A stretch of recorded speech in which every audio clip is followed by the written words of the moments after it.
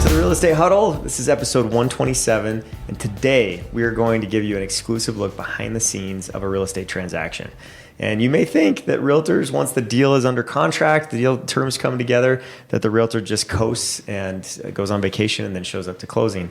But that's not what actually happens. There's actually a lot of work that happens behind the scenes. So we're going to highlight that just in case you're interested in more of the real estate business and what that's all about. Or you're a potential buyer or seller and you want to know like what's actually happening behind the scenes. This video will be very interesting for you. And so here's something that many people just do not realize, you guys, that once the contract is signed, there are dozens of moving parts that have to come together perfectly in order for this to actually happen and for it to be a successful closing. Just one missed deadline or a financing issue or an inspection surprise, an insurance surprise, and all of a sudden the deal goes south and it terminates. And so that's important for us to be, making sure we're at our best during those times and making sure we're representing people correctly. And if it's done right, it is an easy, smooth transaction. Yeah. You don't see all of this stuff, and Right. that stress doesn't come to you. Yep, exactly. So those of you that have been through a real estate transaction, if you haven't heard of any of these things, that's probably a good thing. Your agent was doing a good job. So the contract is signed. Now what? What happens after that, you guys? First steps. Pop the champagne. We're under contract. We're good. So, yeah. Send out the emoji sticker. we got it done. Here we go. Yep. So that's kind of the first step in the commitment, right? Signing the contract, everybody signed. That's your first commitment. Now, probably the first step in the deadline there is earnest money.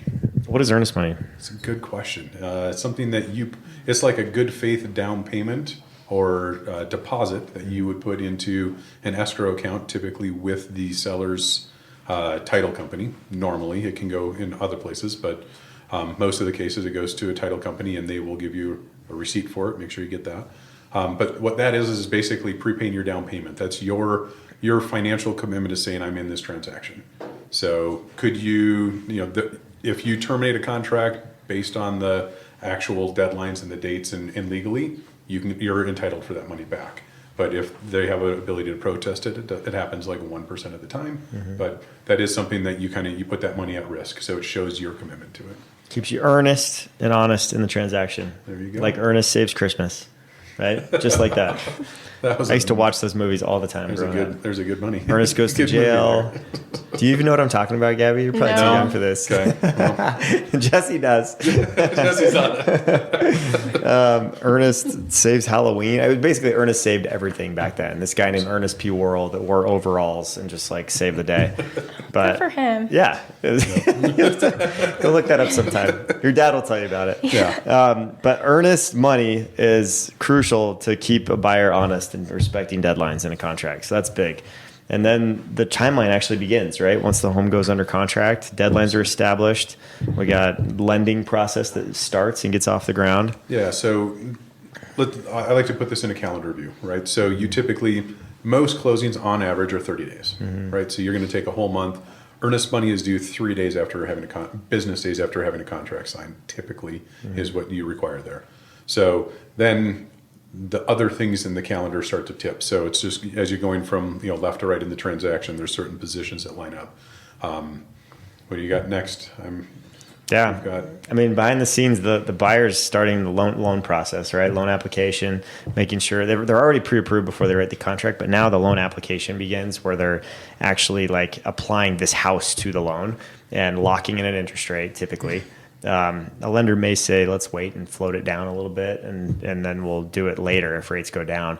But most of the time they're getting the loan process going. We have deadlines for HOA documents. So we have to make sure that the title company gets everything they need to get the HOA documents so that we have all the covenants, restrictions, everything that's needed during the real estate process so buyers can know all the rules in the community. Yep. So typically with the lending process, once you have an address that is being applied to the loan, that starts the next dominoes of that. You can be pre-approved and all your finances done, but you have to add the address. So, and then that starts off some of that process. So gives it like a case number basically to start it off. So now you've got all of the lending stuff that has to happen, but then as you're alluding to, you've got what I consider the due diligence side of things, right? Yep. So it's a little bit more prevalent in the commercial world, but in the residential side, you got to do due diligence with HOAs, You've got Title work. to get done. You've also got Meaning, like, a lot of people don't understand what title work is because they think of like title on a car. So if you've never bought a house, like title work is like the chain of ownership history on the property. So you want to make sure that there's no like not dumb things. It happens sometimes, right? Where you have like the IRS, you're back on your taxes, and now there's an IRS lien on the property that might need to be cleared off the property. There could be a judgment for something, right? Or a handyman lien or anything. Yeah, like that. mechanical lien from a contractor or something. Yeah. So if you're doing like a car purchase and there's a lien on the car, you actually can't get clean and clear title to that car until that lien is settled. Same thing with a house, but it just has a lot more layers to it. Yep. So, and that goes back, typically houses last longer than cars, so it goes back a lot further. So, yep, absolutely. And then after you're under contract, we've got the title HOA stuff started. Then comes probably the biggest stage and the biggest fall in most contracts is the inspection. So this is an important step in the transaction where the buyer is going to look into the home inside and out, right, and hire a professional inspector. 95% of the time, the buyers are doing that, and then they're having additional tests done. So that inspector is going to go through all the systems of the house, also look at radon, sewer scope, maybe even have a roofer come over, maybe even have a solar inspection, maybe have a well test or inspection if there's a well on the property, septic. There's all kinds of different types of tests. You could test for asbestos, you could test for mold, all kinds of things, right? To make sure that the property's in good shape. You do a meth test. You think there's meth that's been cooked in there? Yeah. Heisenberg was cooking in the kitchen. I actually get that now. I've been watching it. That's great. You're growing up so fast. I love it. So I got tired of people asking me, have you seen Breaking Bad? Have you seen it? So finally I'm like, okay, I'm going to watch it. Heisenberg it is. So yeah, like if you smell brown sugar, do a meth test. If you, or burnt cookies, whatever it is. And also like you start to negotiate for those things, right? So if you, based on the findings, you would ask the seller to fix certain things. If they're not willing to fix things, maybe they're willing to fix part of it, but not all of it. They'll come back with a resolution, and that resolution will say what they're willing to do. And then you have the right as a buyer to counter back on that or accept it and just move forward or terminate. And one key thing in this is in doing this, I've seen other people's inspection reports come back and they're like 28 pages and they're like, yeah, the water works and the water was hot. And I'm like, that's not really good testing. Like that was not, they didn't really get into the details. So we use, we not partner with him, but we primarily refer these folks, some folks that are really good and go into great detail. Now they're telling you that your child is ugly. They're telling you that, with 189 pages that here's everything and every detail that's wrong with this house. But the key thing is that allows us to negotiate. When you see a 189 page report or 200 page report, whatever it may be, that's got tons of detail on it and all these flaws and defects in the property, and then you ask for a handful of these things to get fixed, it gives you a lot more leverage. Now, if you get a 28 page report that just says the water ran, but they didn't find the mold or the water leak or anything else, you don't have a lot of leverage to be like, hey, this is actually a bigger deal. So it is an emotional low in, so preparing folks for that. It's really hard to hear that your child's ugly. Yeah. But the good news is there's a strategy behind that and trying to get all of the defects identified ahead of time. So yeah. So preparing people's expectations is probably one of our biggest jobs to help them understand what's coming and what to expect. Because you don't want to be surprised if you're a new buyer going through this process, right? And I always clarify too, like some of the small things are things that you would find in every home, things that you would find in your home that you live in right now. But they're, like Brock said, trained to find every little thing, which works in our favor in the end. So. I literally spent 4 hours in a new build this week, putting tape on the walls for every little minor defect here and there. And my clients were like, oh, well, we don't really care about that. And I'm like, okay, but it's still wrong. So like, let's see what they'll do. And they're like, oh, you got a good eye for this. I'm like, yeah, well, this is your chance to make it right now. And even in a new house, there's still going to be problems with it. So you can only imagine having a 100-year-old home. There's just going to be a laundry list of things. So nothing's perfect. So. Yep. Awesome. And then we get to the loan and underwriting process.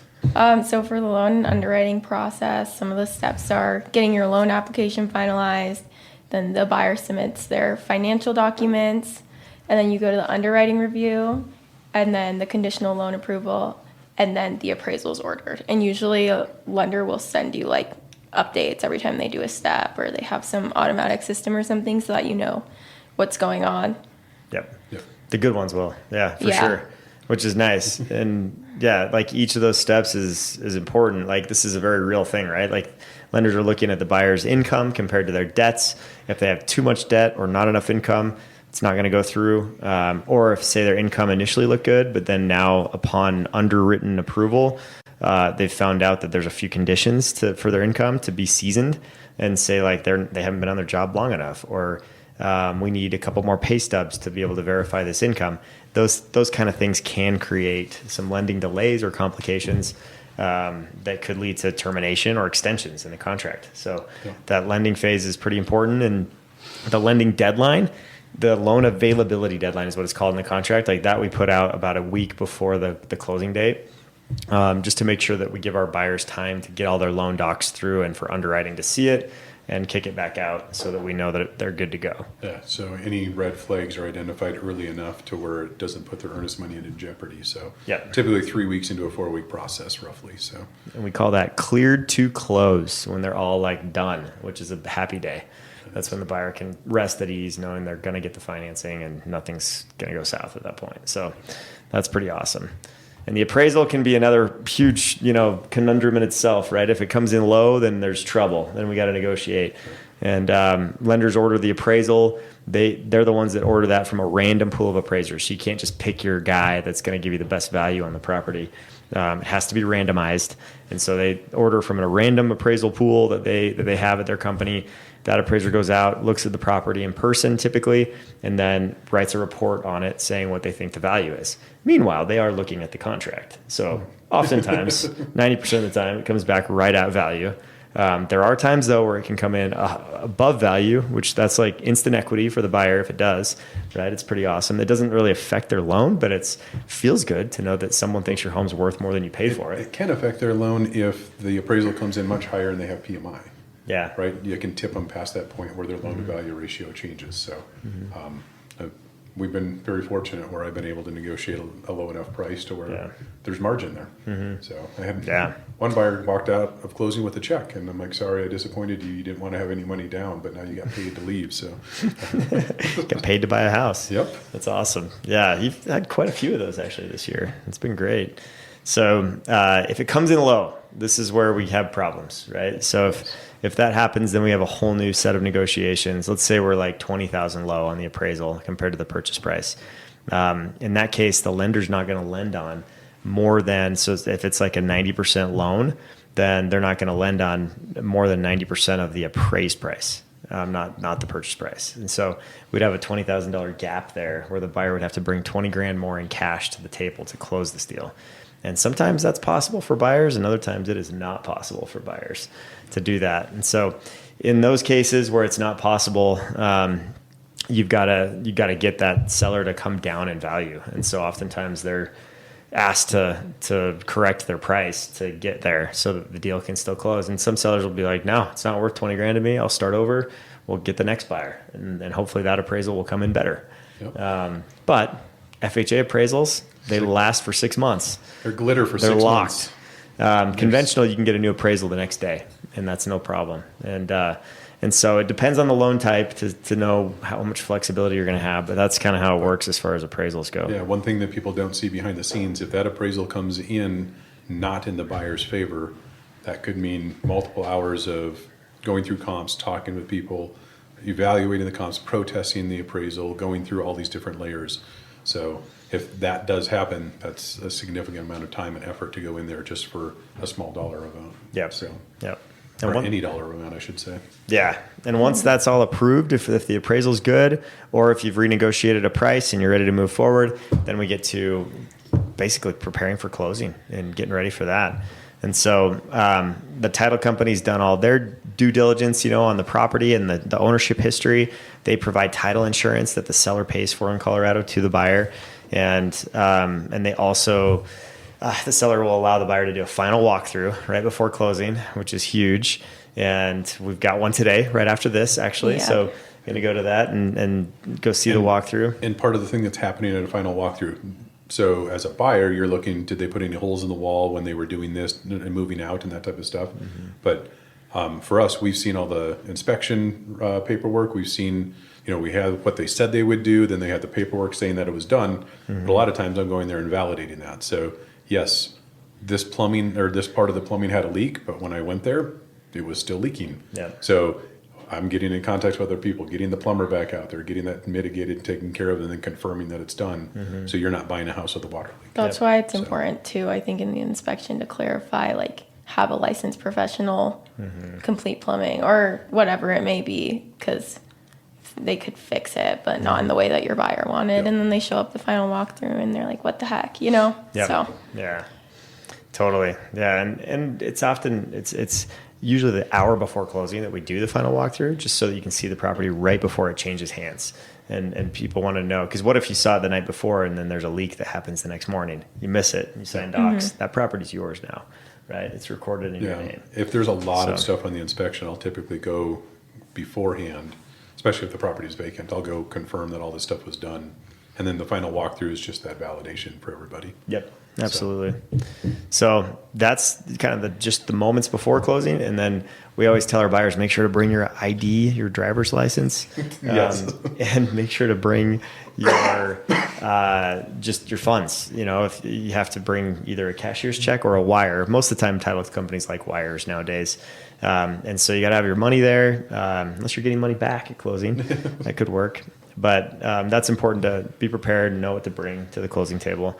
And I actually had a seller one time that showed up without any documentation, and he was about 84 years old. And he shows up, and I said, Don, you don't have a driver's license? Like, how'd you get here? He's like, oh, I didn't know I needed a driver's license, only if I was breaking the law. So he's like, I drove here. So he literally thought he only needed a license if he was going to break the law. But since he kept all the rules, he was fine. And so anyways, he's kind of a funny guy. Don. I asked him every time I'd call him and say, how you doing, Don? He would always say, oh, not too many. And I'd always scratch my head. I don't think that's the right answer to that question. But it's a Don answer. So. He was great, but very coherent, sound. He was a goofball. He liked to play with the rules and just be different. He was so funny. And his wife couldn't have been sweeter. Like, she was always just by the book, but he was a wild card. So anyways, you have all kinds of type of people that you're working with. You hope they have ID when they show up to closing, because it's important to prove that you are who you say you are when you're either buying or selling a house. That's pretty important. And so the closing process takes about an hour for a buyer, about a half hour for a seller. It takes longer for a buyer because Loans. Yeah, you got a lot of loan docs. Loan docs. Those lenders want your signature 40 different times to say that if you don't pay, you can't stay. There's a lot of ways to say that. Hold on, you have to pay the loan off? You have to pay the mortgage payment. You have to pay the mortgage payment to live in the You property. have to pay, Okay. to live there. I want to know the people that didn't get that memo and created a lawsuit, because every form that I see, I'm like, why? I know. So So they've covered themselves now. You will seriously sign about 45 different loan docs while you're sitting there, plus the real estate docs, which is another 10 to 15 signatures. So you'll sign your name 55, 60 times. Yeah, inch and a half thick piece of paperwork, and Yep. you'll do that. One of the other things that's happening behind the scenes is the TD 1000 real estate, real property value form. So we can go into, we counsel our buyers on how to fill that out based on our meeting with the Douglas County assessor and what to do with that paperwork. So it can impact your taxes. So another thing that we're doing, going through and assessing, okay, what are the appliance packages worth? What are the blinds worth? And then giving you dollar values to fill that out. Yep. So definitely. Yeah. You don't want to brag to the tax assessor and tell him how awesome your house is. No. It's the time to just be humble about it. Yeah. Very low key. Fair. It's okay. Check that box. So after that's done, we've signed all the docs on both sides. Nowadays, ever since COVID, we've done split closing. So buyer will sign in one room, seller will typically sign at a different time in another room. And once they're both done, title company will bring the whole package together, send it off to the lender, make sure it's all approved. Once the lender says, yep, we're good, then the title company goes and records that transaction with the county so that it changes hands of ownership. And then we are a table funding state in Colorado. Some states are escrow states. So a lot of people listening may be from an escrow state where they fund the next day. They sign the docs on the table, and then the next day it funds. We are a table funding state. We fund at the table, which is kind of cool. There's not too many table funding states out there. There's not a briefcase of money there. It's just imaginary and wires and numbers. But yeah, it's all just make believe. Yeah, Don's brother did bring a briefcase in once, but we'll tell you about that story later. So. No, but you know what I did with Don that day? I went to the DMV with Don. Did you really? Yes, I got him a driver's license. For real. I took him, because he couldn't drive, to the DMV and sat there with him for like 2 hours so that he could get his driver's license. That's amazing. And it was a process, let me tell you.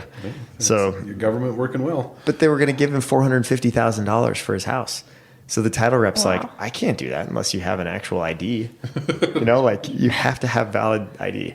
And so I guess we'll go do that. Yeah. So real estate agents do a lot of things, right? Sometimes we're marriage counselors. Sometimes we're therapists. Sometimes we get to be negotiators and marketers, which is actually what we're hired to do. Sometimes we're security guards going into weird properties. So. Yeah. Or at open houses. Yeah. Whoa, you stay here. Hold on. You guys can't spread out this much. Like we get to be a lot of different things and wear a lot of hats in this business, but it's a great life. It's a great business. We're grateful for it. And, that's really it. Once that deed is recorded, then the ownership changes, right? And then for us, it's all about the fun part, which is following up and keeping in touch with our clients and making sure that we continue to build a great relationship with them. And for some agents, it's like a funeral at the closing because they never see each other again.